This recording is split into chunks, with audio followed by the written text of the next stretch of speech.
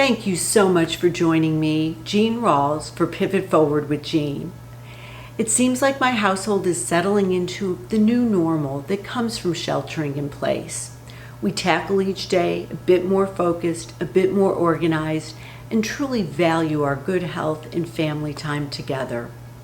However, I'm sure you all have heard that the governor of Georgia announced just yesterday a list of Georgia businesses that will be allowed to open this Friday, April 25th.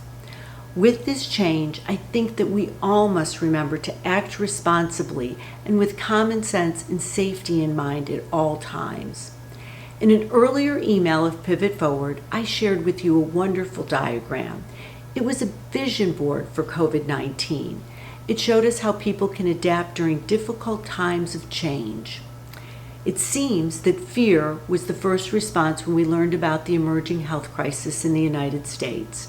Again, as the rules are changing and we're now facing the next challenge of opening up some segments of the economy in Georgia, fear can creep back in. But as we learn more, we're able to think through how to cope with the opening of these businesses. I remind myself that I have to let go of things that are out of my control and focus on the things that are in my control. So what are you going to do now? How are you going to move forward?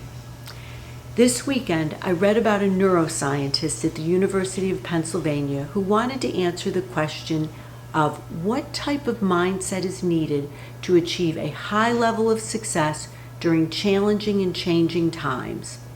This researcher explained that a growth mindset is the belief that people can learn through both experience and effort. It's the best mindset to achieve goals, gain new skills, and develop positive change in our lives. My favorite quote from the article was, "A growth mindset is an idea that we can approach a situation, a good or bad situation, and think, what can I do here to change things for the better, to keep things on course?"